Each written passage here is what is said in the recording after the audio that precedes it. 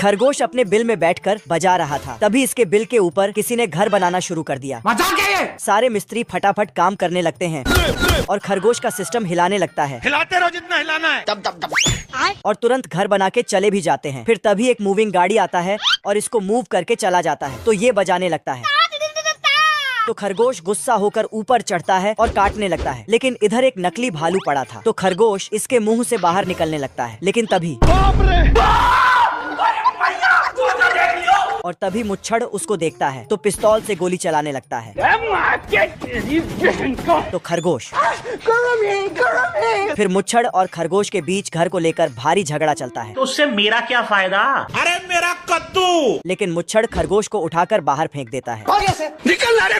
पर खरगोश अपना हिस्सा मांगता है, लेकिन मुच्छड़ इसको हिस्सा नहीं देता है। मेरे साथ अन्याय हुआ है। आप देख बैठा तू। फिर खरगोश हाईएस्ट कोर्ट में जाके उस पर केस ठोक। चचा कुछ न कुछ जुगाड़ करके बनाते रहता है, पर बनाने का तरीका थोड़ा ज्यादा ही कैजुअल रहता है। बड़ा कैजुअल। और अभी ये जहाज बना रहा है पर उसमें कील अपने मुंह से लगाता है, फिर बनते ही उड़ा देता है। उसके बाद फिर से दूसरा वाला जहाज बनाता है तो उड़ने लगता है। फिर चचा अलग ही लेवल वाला बतख बनाता है। मतलब वो अलग ही लेवल का बंदा था। लेकिन सारा का सारा चीज घर के पुराने सामानों से बनाता है। इस बार बजाने वाला बनाता है। इधर बच्चे सब जैसे तैसे करके सोए थे और इधर ऑटोमेटिक पॉपकॉर्न का माला बन रहा था जिसको चचा सजाता है। ठीक है। फिर जल्दी से काम खत्म करके सेंटा क्लॉज बन जाता है। फिर चचा सभी बच्चों को घंटी बजाकर बुलाता है तो बच्चे जाकर अपना अपना खिलौना लेके खेलने लगते हैं और सेंटा क्लॉज रुई डालकर बर्फ बना देता है। फिर छाता को एक दूसरे में डालकर क्रिसमस वाला बड़ा सा पेड़ बना देता है। फिर उसे बीचों बीच लगाकर क्रिसमस मना लेता है। ये खरगोश अपने कान से जंजीर को काटकर जेल से फरार हो जाता है। तभी दो सिपाही इसको आगे से रोक लेता है, लेकिन ये साला बहुत एडवांस था। सिपाहियों का टेबल को खिलौना बना के निकल लेता है और दोनों सिपाही उसमें। फिर खरगोश को पकड़ने के लिए डिटेक्टिव कछुए को भेजता है। चंगुल से बचना ये इम्पॉसिबल। इधर साला खरगोश ट्रेन में बैठ के अपनी गर्लफ्रेंड का तस्वीर घूर रहा था। तभी अचानक से ट्रेन रुक जाती है। कौन है बे? क्योंकि डिटेक्टिव कछुआ ट्रेन चला रहा था। साले को छोड़ूंगा नहीं। लेकिन खरगोश अपना आधा इंच का दिमाग लगाता है और ट्रेन में रखे गोले वोले में आग सटा के भाग जाता है। खत्म। फिर रास्ते में खड़े एक कार में बैठ के भागने लगता है मुझसे कोई स्मार्ट। लेकिन डिटेक्टिव कछुआ इसके पीछे पीछे आने लगता तो डर के मारे खरगोश ने फुल स्पीड में गाड़ी चला दिया। लेकिन कछुआ अभी भी पीछे दौड़ रहा था क्योंकि कछुआ गाड़ी पे ही दौड़ रहा था। लेकिन तभी खत्म हो गया मैटर। खरगोश कार के टायर में कैद हो जाता है तो कछुआ इसको पकड़ लेता है।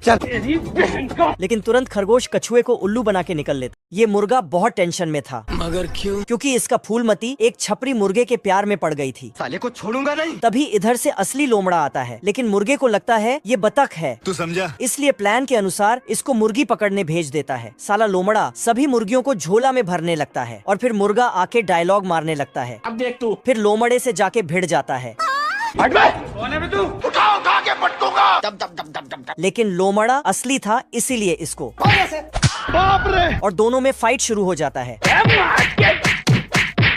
मुंह से निकल गई, मेरी जबान टूट गई। तो फिर से धो डालता है। छपरी मुर्गा को लगता है कि ये कोई नाटक चल रहा है। फिर ये भी लोमड़े से भिड़ जाता है। अब तू क्या देख, तेरी औकात मैं दिखाता हूँ तुझे।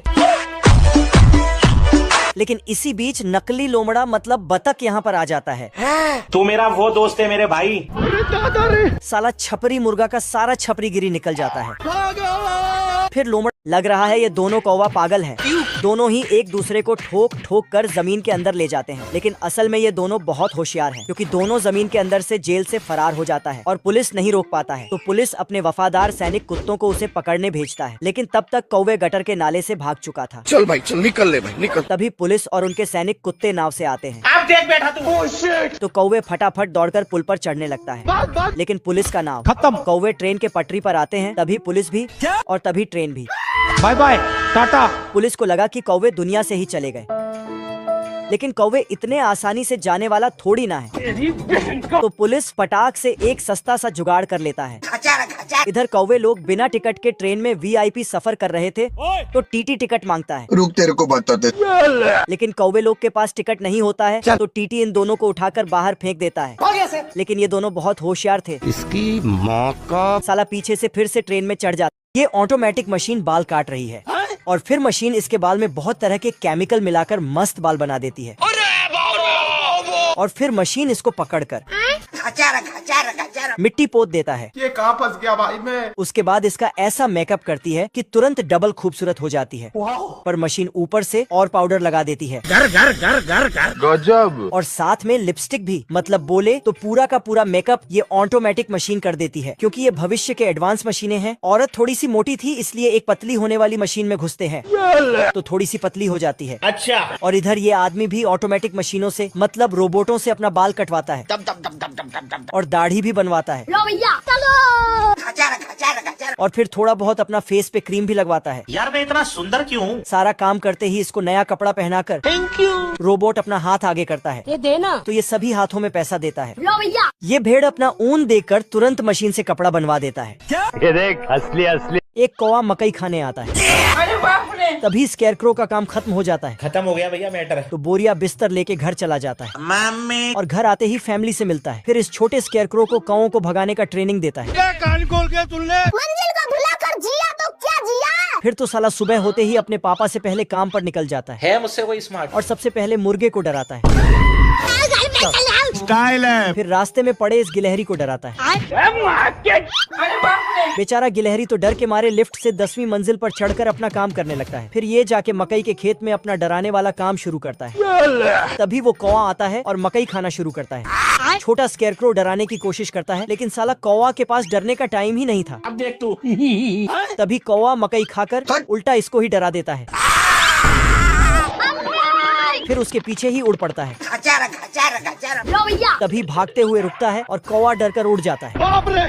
लेकिन इसको लगता है कि मैंने ही ये मुर्गा और बतख डांस कर रहा था। तभी डांस करते करते बतख अंडे को उठा के फरार होने की सोचता है, लेकिन साला मुर्गा बतख को नचाते रहता है। बाप रे। फिर से बतख अपना टारगेट पूरा करने को दौड़ता है, लेकिन इसका फूल काम बिगाड़ देता है। ये क्या है? तो मुर्गा उसे फिर से नचाने लगता है, क्योंकि बतख नकली मुर्गी बना है।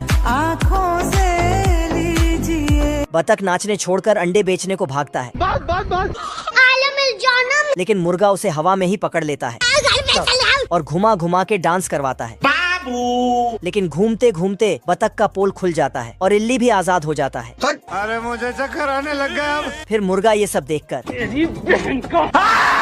साला बतख अंडे का टोकरी उठा के भागने लगता है, तो उसके पीछे मुर्गा भी।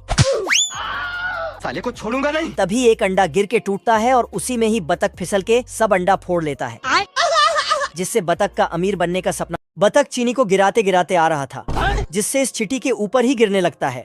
कौन है बे? चिटी ने टेस्ट करके देखा तो बतख ने अपना दयालुता दिखाते हुए एक चीनी चिटी को दे दिया। नहीं।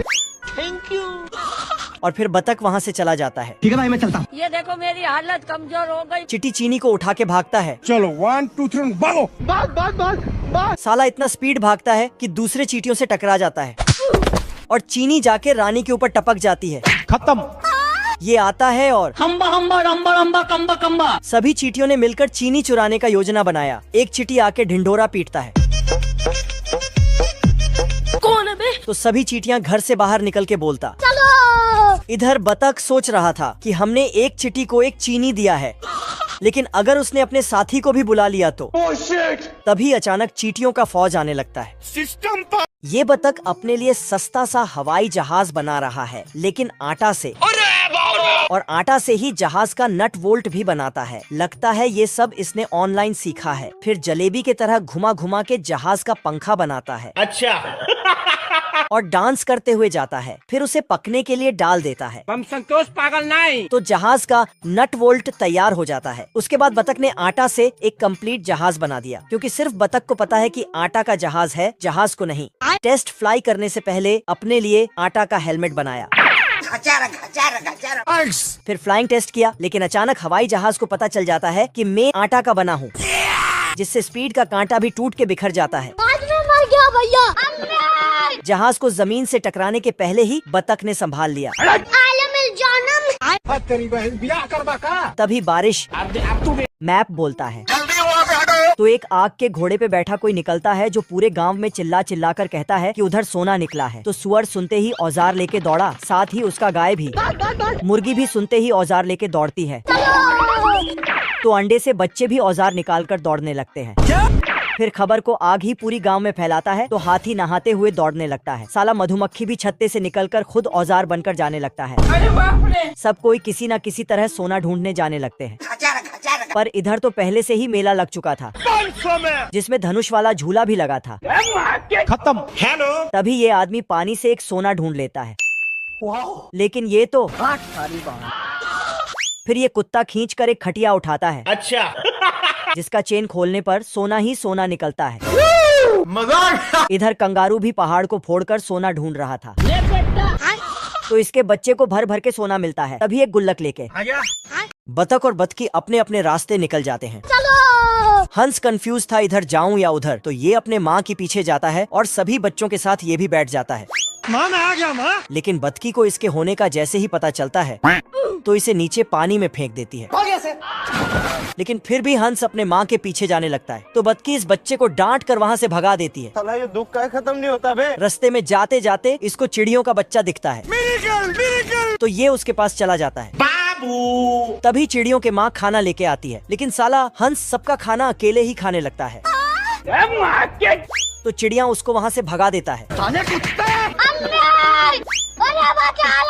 हंस को सामने बतख जैसा दिखने वाला खिलौना दिखता है, तो उसको अपना माँ समझ के खेलने लगता है। माँ मैं आ गया माँ, मैं आ गया माँ। लेकिन खिलौना इसको बाप रे। फिर से इस पर। हंस वहाँ से आगे जाके खूब रोता है, जिसकी आवाज सुनकर यहाँ इसके जैसे दिखने वाले हंस आते हैं। फिर खुशी खुशी हंस के ये मछलियाँ एक बूंद पानी के लिए आपस में झगड़ पड़ते हैं, क्योंकि भविष्य में गर्मी बहुत ही ज्यादा बढ़ जाता है, जिसके कारण भुट्टे अपने आप ही पॉपकॉर्न में बदल जाता है। अंडों के पौधे से अंडे अपने आप ही फट जाता है। तरबूज के अंदर तो चाय उबल रहा होता है। सूरज गर्मी को फूंक फूंक कर भेज रहा है, जिससे कैक्टस प्रेशर कुकर बनके सीटी बजाता है। गर्मी से कद्दू फटकर अपने आप ही सब्जी बन जाता है। साला कंकाल भी उठकर पानी मांगने लगता है। पानी नहीं मिलता, सारी रात पानी के लिए परेशान, क्योंकि 107 दिनों से लगातार कोई बारिश नहीं हुआ है। अच्छा। जिसके कारण नदी में ऊँट ही नाव खींच रहे हैं। हे प्रभु, हे प्रभु। ये प्यारे लाल 100 रुपया में एक बूंद पानी खरीदता है। फिर प्यारे लाल तो इधर ये बच्ची अपने आखिरी पौधे को पंखा दे देकर बचा रही थी, लेकिन पौधा सिर्फ पानी मांगता है। तो बच्ची दौड़कर अपने घर जाती है और अपनी तिजोरी से एक गिलास पानी निकाल के ले आती है, लेकिन आते वक्त गिलास जमीन में गिर जाता है और पौधा बिना पानी के ही टपक जाता है।